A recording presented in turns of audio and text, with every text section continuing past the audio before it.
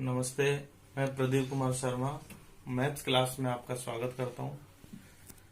कल जो मैंने अपने वीडियो में वैदिक गणित में गुणा की विधियां बताई वो 3 हमारी हो चुकी है।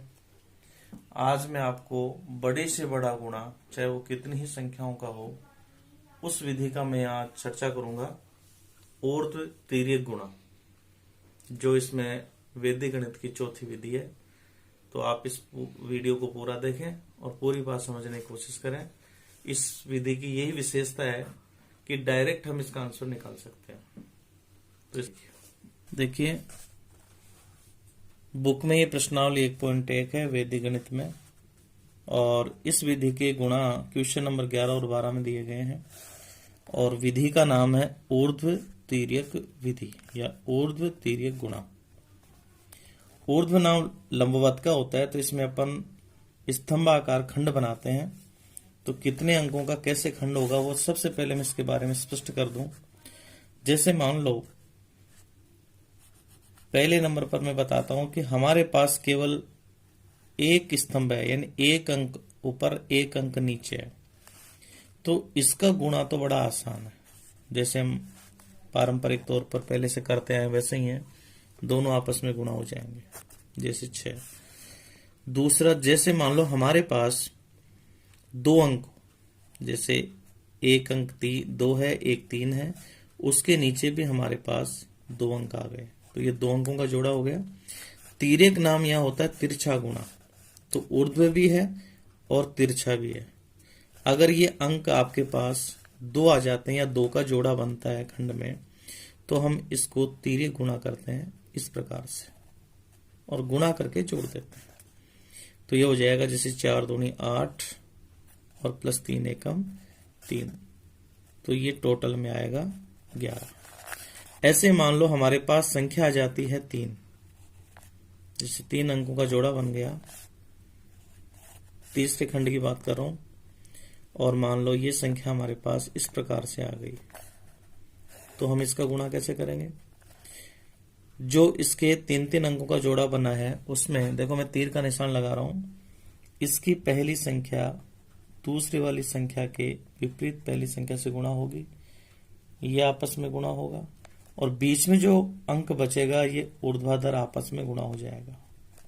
इसका मतलब 2 दूनी 4, फिर प्लस 4 एकम 4, और प्लस 3 को 0 से गुणा किया 0, तो ये गुणा हो गया 4 4 8 कहलाएगा। ये तिर्यक गुणा कहलाता है। ऐसे मान लो मैं चौथा उदाहरण लेता हूं 4 अंकों का। ये संख्या लेते हैं 3 1 2 1, जैसे 4 अंकों का जोड़ा बन गया 4 5 1 2। तो तिर्यक गुणा इसमें क्या होगा? ये तिरछा गुणा होगा। इसका पहला अंक इसके इधर पहले अंक से गुणा होगा नीचे वाले से, ये नीचे वाला इसके ऊपर वाले से तिर्यक गुणा होगा। 2 बच गए, तो इनको भी अपन ऐसे तिर्यक गुणा कर लेंगे। तो ये आएगा 3 को 2 से गुणा किया तो 3 दूनी 6, प्लस 4 को 1 से गुणा किया तो ये आ जाएगा 4, प्लस 1 को 1 से गुणा किया 1, प्लस 5 को 2 से गुणा किया 10।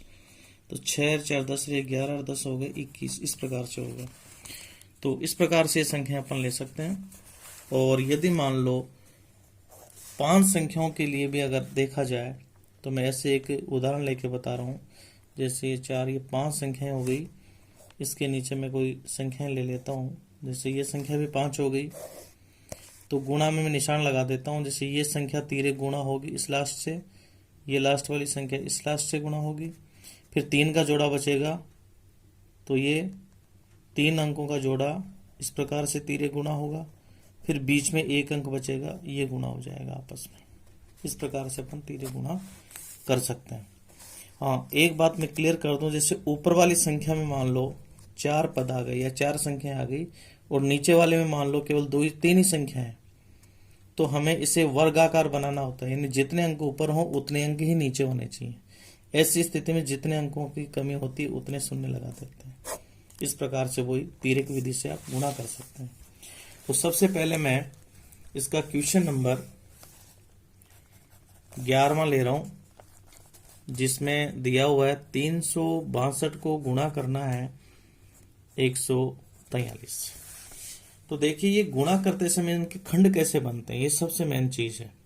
तो सबसे पहले अपन ये 362 और 143 को ऊपर नीचे लिख लेंगे और एक क्षैतिज लाइन खींच करके देखो इसके खंड बनाते हैं। संख्या हमारे पास है 3 का जोड़ा है, इसलिए पहले अंक का जोड़ा ऊपर नीचे का पहला खंड जो बनेगा वो 1 अंक का होगा। दूसरा जोड़ा बनेगा उसमें 2 अंक शामिल कर देंगे, यानी 36 और नीचे 14 हो जाएगा। तो ये हो गया 36 और यहाँ लिख देंगे 14। फिर तीनों अंकों को शामिल करेंगे तो बीच का पद हो गया ये 3 6 2 और 1 4 3। पहले 1 अंक का लिखा, फिर 2 अंकों का जोड़ा बनाया, फिर 3 का। अब इधर से 1 अंक कम करेंगे। जैसे मैं पहला अंक इधर से हटा दूं दोनों को, तो आगे के 2 अंक बचेंगे 62 और 43।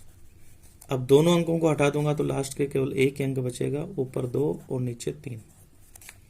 तो इसके खंड हो गए 1 2 3 4 5। अब मैं और इसे हल करने के लिए क्षैतिज लाइन खींच करके फिर इसको ब्लॉक के हिसाब से गुणा कर देता हूं। तो 1 अंकों का जोड़ा तो ऊपर नीचे ऐसे गुणा हो जाता है, तो ये 3 एकम 3, फिर ओब्लिक। 2 अंकों का जोड़ा 3 गुणा होगा, 3 4 से गुणा होगा, 1 6 से जोड़ देंगे इसको, तो 4 3 12 प्लस 6 एकम 6 ओब्लिक। 3 अंकों में क्या होगा, 3 को गुणा करना है 3 से, बाहर वाली संख्या तिरछा गुणा होगी। 1 को गुणा करना है 2 से, और ये ऊपर नीचे वाली संख्या ऐसे कैसे गुणा हो जाएगी। तो अपने पास ये आ जाएगी 3 3 9 प्लस 2 एकम 2 प्लस 6 चौके 24। जोड़ना है सबको 3 गुणा करके ओब्लिक। 2 अंकों का जोड़ा पहले से हमें पता है, 6 गुणा होगा 3 से, 4 गुणा होगा 2 से, तो 36 18 प्लस 4 दूनी 8, फिर ओब्लिक। ये एक संख्या आपस में ही गुणा हो जाएगी, 3 दूनी 6। अब नीचे इसको देखो टोटल करते हुए लिखते हैं, 3 ऐसे ही आएगा, 12 और 6 हो गए 18 ओब्लिक, 9 और 2 हो गए 11, 11 और 24 ये हो गए 35। जैसे 24 और 2 26 और 9 35, ठीक है। और 18 और 8 हो गए 26 ओब्लिक 6। अब इसका नियम यह है कि प्रत्येक खंड में 1 ही अंक रहना चाहिए। जैसे इसमें 1 है तो ऐसे कैसे 6 उतार लेंगे, और दूसरे खंड का पहला अंक तो ऐसे उतर जाएगा, लेकिन दूसरा अंक इस खंड में जुड़ेगा। तो 35 और 2 हो जाते हैं 37, 37 का 7 आएगा, और 3 को यहाँ हासिल के रूप में इसमें जोड़ देंगे, तो 18 और 3 हो जाएंगे 21, 21 का 1 आएगा, लेकिन यहाँ 1 नहीं जुड़ करके 2 जोड़ेंगे इसमें, तो 3 और 2 हो जाएंगे 5। ये हो गया इसका गुणा इस प्रकार। तो ये 4 अंकों का जोड़ा इस प्रकार से बना करके कर सकते हैं। और एक क्वेश्चन में बड़ा से बड़ा बता देता हूँ, जो 5 अंकों का जोड़ा है, क्वेश्चन नंबर 12वां है, और ये संख्या हमें दे रखी है 12 में 2413 इंटू 3124। ये 4 अंकों का है। तो देखिए इसको मैं वैसे लिख देता हूं, जैसे ऊपर तो मैंने ये संख्या लिख दी, नीचे लिख दी 3124। इसमें जगह ज्यादा चाहिए खंड बनाने के लिए, तो मैं ऐसे लाइन खींच देता हूं। तो वही पहले खंड का जोड़ा बनेगा 2 और 3 का, दूसरे खंड में 2 अंक लेंगे तो 24 और 31 आ जाएंगे, तो ये 24 हो गया, ये 31। तीसरे वर्ग के अंदर या तीसरे खंड में 3 अंकों का बना लेंगे, तो 3 अंकों में आएगा 241 और 312। 4 अंकों का बना देते हैं अब, 24 13 और 31 24। अब एक एक अंक कम करेंगे, इधर से ये कम किया तो 3 अंकों का जोड़ा बचेगा 413 और 124। फिर इसको हटा देंगे, 2 अंक हट जाएंगे, तो ये 2 अंकों का बन जाएगा 13 और 24। और लास्ट में फिर अपन इसे 1 और हटा देंगे, यानी इधर से देख लो 1 और 2 हटेगा तो यहाँ बचेगा 3 और 4। नीचे इसको गुणा करते हुए लिखते जाएंगे। 1 अंक का जोड़ा ऊपर नीचे ऐसे गुणा हो जाता है, 3 दूनी 6 ओब्लिक। 2 अंकों को 3 गुणा इस प्रकार से करेंगे, 4 3 12 प्लस 2 एकम 2 ओब्लिक।